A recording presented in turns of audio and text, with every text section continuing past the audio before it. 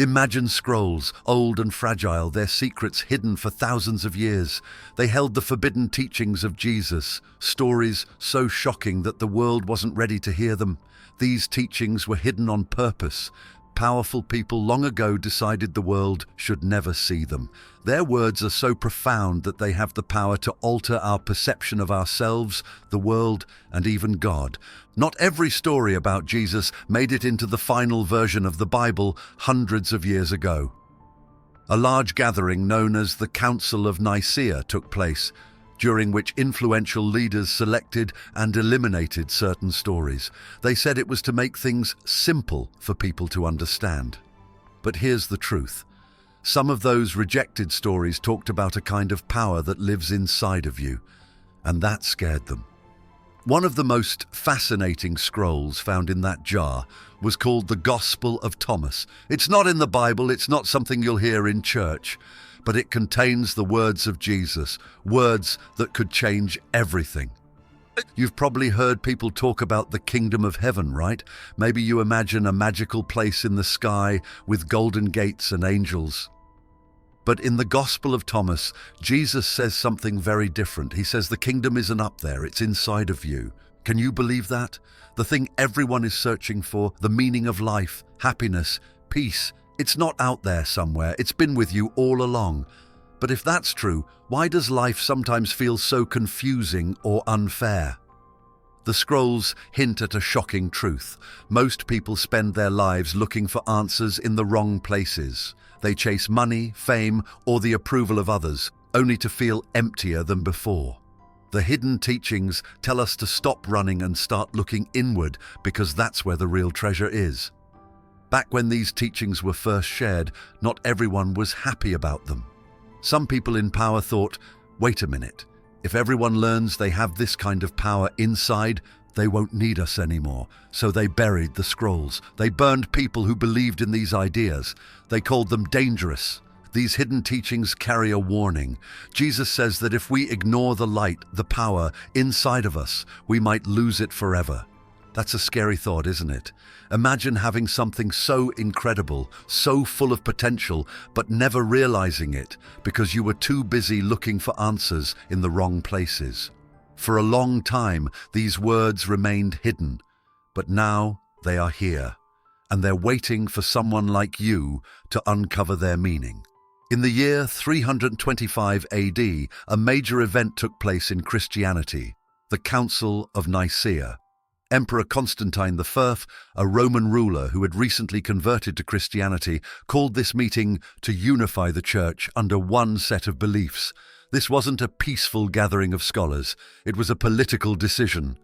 The leaders at the council decided which writings about Jesus would form the New Testament, aiming to create a version of Christianity that would be simple to spread and control. Texts like the Gospel of Thomas, the Gospel of Mary, and the Book of Enoch didn't fit their vision. These writings spoke about personal empowerment, questioning authority, and seeking truth from within. People dismissed them as heretical and excluded them. The Gospel of Thomas teaches something radical. The divine isn't something distant or external. Jesus said, "The kingdom is inside of you, and it is outside of you." In this simple statement lies a profound truth. Your connection to the divine is already as close as your own breath. We encourage you to look inward for answers, rather than looking to religious leaders or traditions. Jesus didn't see himself as a king or ruler, but as an equal, a guide showing others the way to their own light. This was spiritual autonomy, a radical belief that each person has the power to connect directly to the source of all creation. It was a call for people to stop relying on external structures and start realizing their inner potential. In the early centuries after Jesus' death, a group called the Gnostics embraced these teachings. They believed that knowledge, gnosis, was the key to spiritual enlightenment. Unlike the mainstream Christian church, which emphasized obedience and external worship, the Gnostics focused on inner discovery. Faith without understanding is incomplete. They believed in questioning everything, even the words of Jesus, to find deeper truths. All people are equal in spirit.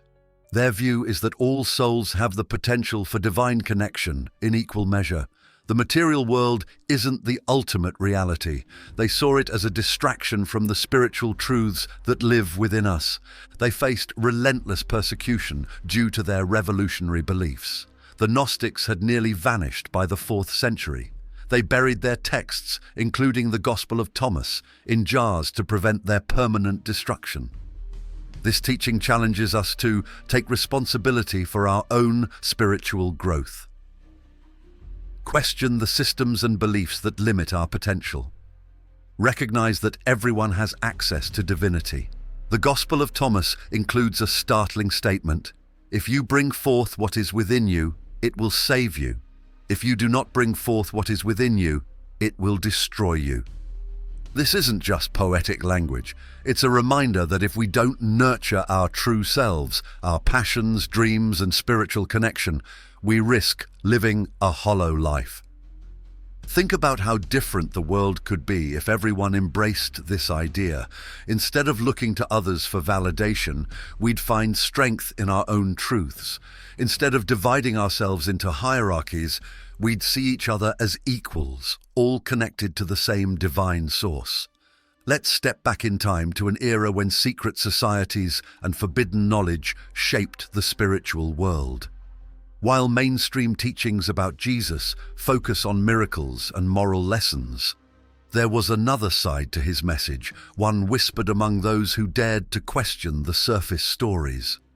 This hidden wisdom is tied to the esoteric traditions and the mysterious group known as the Gnostics, who believed that the key to understanding life, the universe, and God was buried deep within each individual. When we talk about something being esoteric, we mean it's not immediately obvious. It lies concealed, akin to treasure concealed beneath earthly layers, awaiting discovery by those prepared to delve deeply. The teachings in the Gospel of Thomas fall into this category. They aren't about following simple rules or rituals. Instead, they're about uncovering profound truths about reality, truths that go beyond what we can see or touch. One of the most striking ideas in these teachings is the belief that everything we need to understand the universe is already inside us. Jesus said, "When you come to know yourselves, then you will become known, and you will realize that you are the children of the living Father." This means that self-knowledge isn't just about understanding who you are, it's about connecting to a greater truth that binds all of creation together. But there's a catch. To unlock this truth, you have to look beyond the distractions of everyday life. It's not enough to simply live on the surface. You need to explore the deeper layers of your mind, heart, and soul. The Gnostics were spiritual seekers who embraced this hidden knowledge. Their name comes from the Greek word gnosis, which means knowledge. But they weren't interested in just any knowledge. They believed in a special kind of understanding, one that came from personal experience and inner discovery, not from blindly following external authorities. They believed that every human being carries a spark of the divine, a piece of God within them. They saw life as a journey to rediscover this sacred part of ourselves. To them, the physical world was a trap, a distraction that kept people from realizing their spiritual potential. They taught that the material world wasn't the ultimate reality. Instead, true reality existed on a higher spiritual plane. Unlike mainstream Christianity, which emphasized faith and obedience, the Gnostics believed that salvation came through understanding. By gaining knowledge of their true nature and the nature of the universe, they believed they could break free from ignorance and illusion. But these ideas were dangerous to those in power. If people didn't need priests or rulers to connect with God, the entire system of control would collapse. For centuries, they branded the Gnostics as heretics and persecuted them. The Gospel of Thomas is a prime example of Gnostic thinking. It doesn't tell stories about Jesus' life or miracles. Instead, it's a collection of sayings, puzzles really, that challenge readers to think deeply about their existence. As one saying goes, "If you do not bring forth what is within you, what you do not bring forth will destroy you." What does this mean? It suggests that each of us carries something precious inside, a potential for greatness, creativity, or spiritual understanding. But if we ignore it, if we let fear or doubt hold us back, it can turn into frustration, regret, or even despair. One of the most fascinating and controversial ideas in Gnostic teachings is their view of creation. They held the belief that a lesser divine being, sometimes referred to as the demiurge, created the physical world instead of a loving God. This being, according to the Gnostics, trapped humanity in the material world, blinding us to the higher spiritual truths. We must delve into the early centuries of Christianity to comprehend the suppression of these teachings. After Jesus' death, his followers spread his message far and wide. But as Christianity grew, so did the need for structure. By the 4th century, Emperor Constantine made Christianity the official religion of the Roman Empire. This move wasn't just spiritual, it was political. To unify the empire, Constantine called the Council of Nicaea in 325 AD. Church leaders decided at this meeting which teachings to include in the Bible and which to discard. This was the birth of an institutionalized Christianity, a religion with rules, hierarchies, and central authority. But not all of Jesus' teachings fit neatly into this framework. Certain teachings, such as those found in the Gospel of Thomas, emphasized personal empowerment and spiritual independence. The growing need for control confronted these ideas, leading to their labeling as heretical and their literal and figurative burial. The Gospel of Thomas and similar writings challenge the idea that people need religious leaders to connect with the divine. Jesus' sayings in these texts emphasize a direct relationship with God, without intermediaries. For example, he said, "The kingdom of God is within you." This wasn't just a poetic idea, it was a radical declaration that each person has the ability to find truth and meaning without relying on priests, rituals, or institutions. The early church, which taught that salvation could only come through obedience to its teachings, stood in stark contrast to this approach. The church claimed authority over how people should pray, interpret scripture, and live their lives. In doing so, it created a structure where followers depended on the church for spiritual guidance. But these forbidden teachings questioned that structure. They asked, why should anyone else define your connection to God? Why should institutions control faith? For an organization based on authority, these questions posed significant risks. The Gnostics, who embraced these hidden teachings, were among the first to resist organized religion. They believed that faith was deeply personal and that each person had the potential to understand divine truths without relying on others. Gnostics rejected rigid hierarchies and external dogma, focusing instead on self-discovery and spiritual freedom.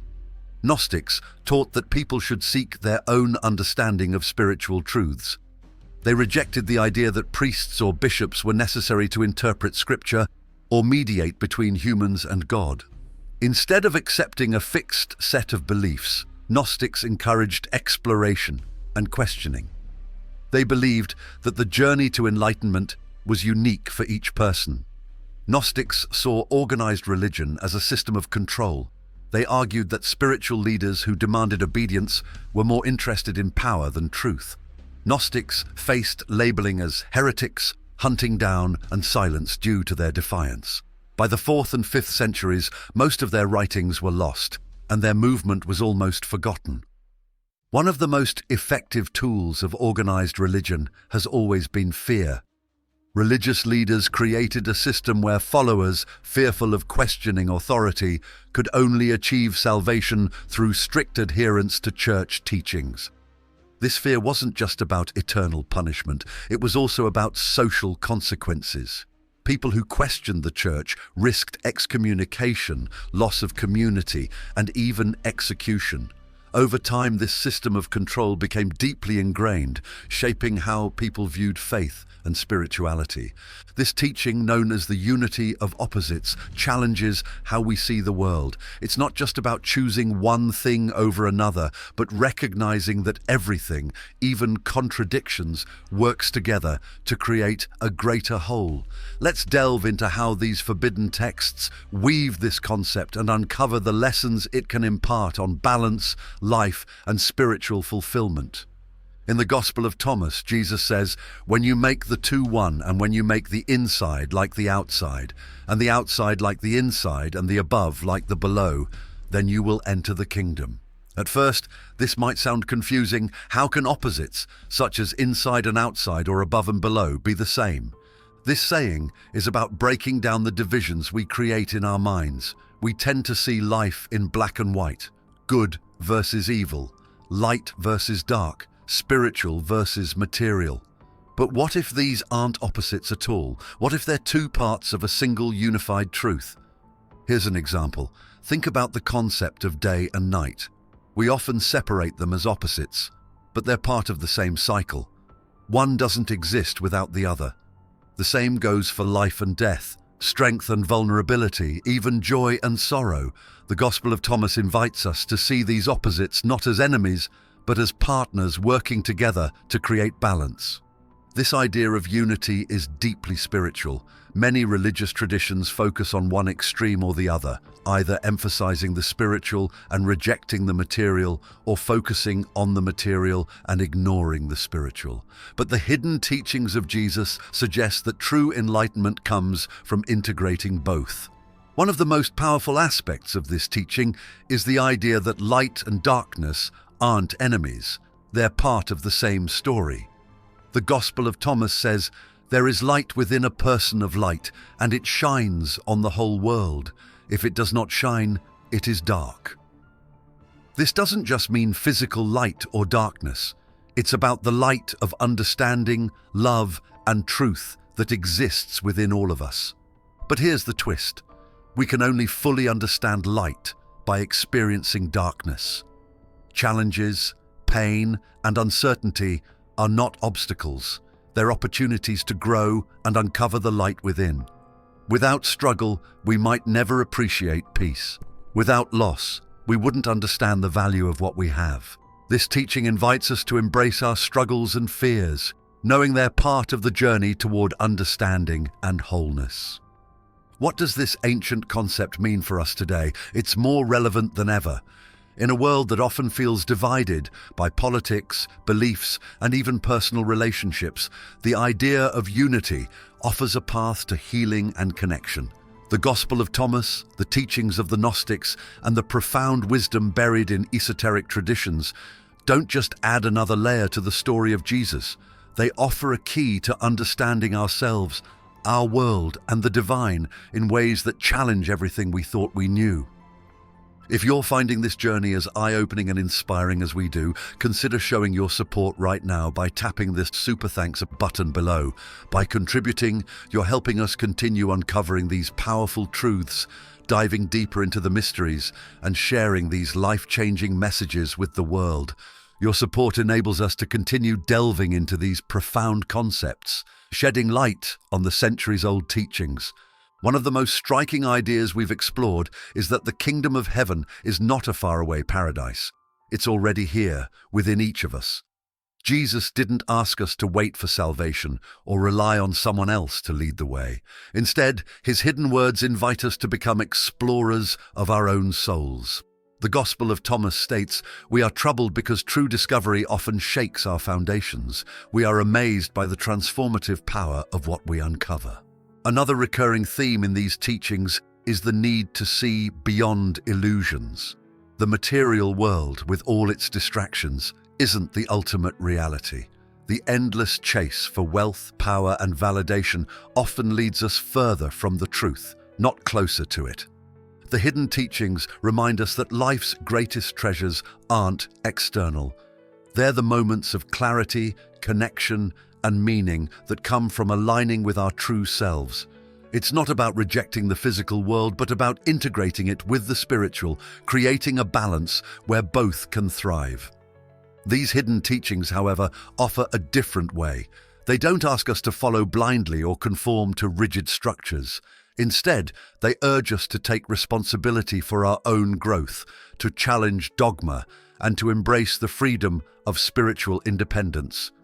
The teachings hidden in the Gospel of Thomas and other forbidden texts aren't relics of the past. They're living, breathing ideas that still have the power to inspire and transform.